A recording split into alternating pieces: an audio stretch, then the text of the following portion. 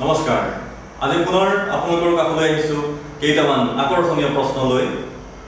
আজিৰ কুইজৰ প্ৰথমটো প্ৰশ্ন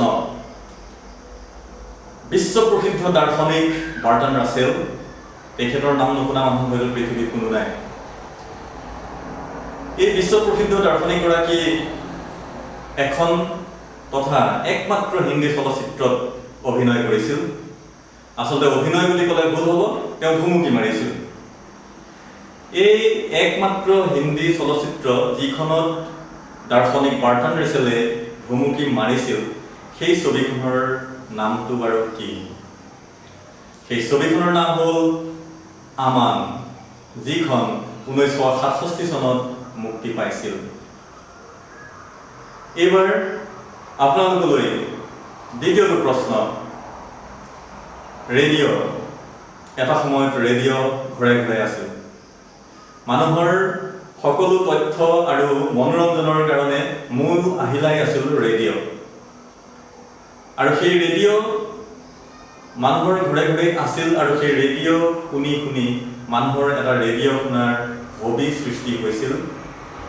যিটো পৃথিৱীজুৰি অতি জনপ্ৰিয় আছিল মোৰ প্ৰশ্নটো হ'ল ৰেডিঅ' শুনাৰ এই হবিটো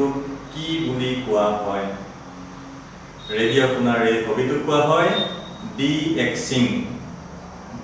এক্সিং বুলি কোৱা হয় ৰেডিঅ' শুনাৰ হবিটো এইবাৰ আন এটা প্ৰশ্ন আপোনালোকলৈ আগবঢ়াইছো কোনজন বিখ্যাত বিদেশী পৰিব্ৰাজকক মুখ্যদেৱ বুলি কোৱা হয় তেখেতৰ নিজৰ নামেৰে প্ৰখ্যাত তথাপি ভাৰতত তেখেতক মুখ্যদেৱ বুলিও কোৱা হয় আসলতে তেখেতৰ নামটো কি তেখেতৰ নামটো হ'ল হিউৱেন চাঙক মুখ্যদেৱ বুলি জনা যায় এইবাৰ আন এটা প্ৰশ্ন আপোনালোকলৈ আগবঢ়াইছো শব্দ শৃংখলৰ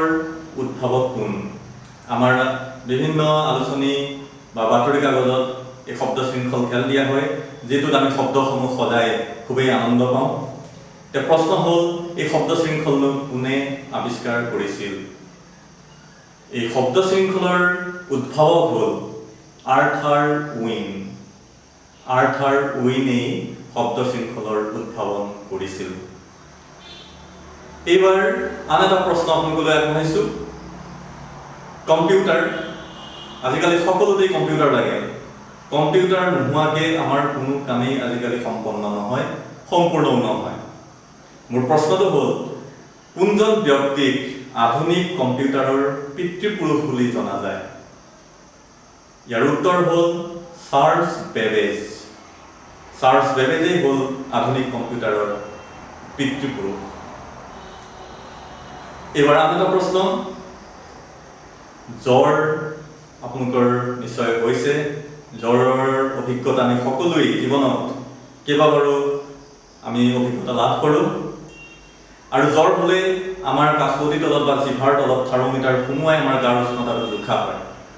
আৰু আপোনালোকে নিশ্চয় দেখিছে এই ডিজিটেল থাৰ্মোমিটাৰৰ আগতে আমাক যিবিধ থাৰ্মোমিটাৰে জুখিছিল তাৰ ভিতৰত এটা ৰূপালী ৰঙৰ এবিধ তৰল থাকে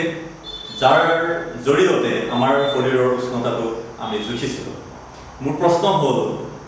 থাৰ্মোমিটাৰত থকা এই জুলীয়া ধাতুবিধৰ নামটো কি ইয়াৰ উত্তৰ হ'ল পাৰা এইবাৰ আন এটা প্ৰশ্ন আপোনালোকলৈ আগবঢ়াইছো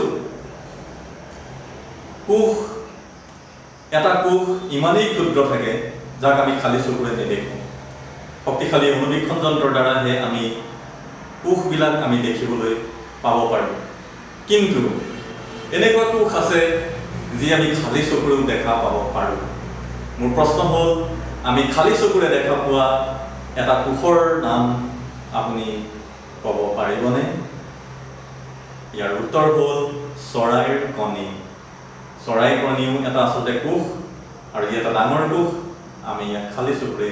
দেখা পাব পাৰোঁ আজিৰ খণ্ডৰ অন্তিমটো প্ৰশ্ন আপোনালোকলৈ আগবঢ়াইছো 1 নেনো ছেকেণ্ডত কিমান ছেকেণ্ড 1 নেনো ছেকেণ্ডত কিমান ছেকেণ্ড 1 নেনোছেকেণ্ড আপোনালোকে জানে ই এটা অতি ক্ষুদ্ৰ সময়ৰ একক 1 নেনোছেকেণ্ড হ'ল 1 ছেকেণ্ডৰ 100 কোটি ভাগৰ এভাগ 1 ছেকেণ্ডক 100 কোটি ভাগ কৰিলে এভাগত যিমানকণ সময় পৰিব সেই অতি ক্ষুদ্ৰ সময়ক 1 নেনোছেকেণ্ড বুলি কোৱা হয় ধন্যবাদ বন্ধুসকল আশা কৰোঁ আপোনালোকে আজিৰ তথ্যখিনি ভাল পাইছে যদি ভাল পাইছে তেনেহ'লে ছাবস্ক্ৰাইব কৰিবলৈ আৰু লাইক কৰিবলৈ এলাহ যাতে নকৰে ধন্যবাদ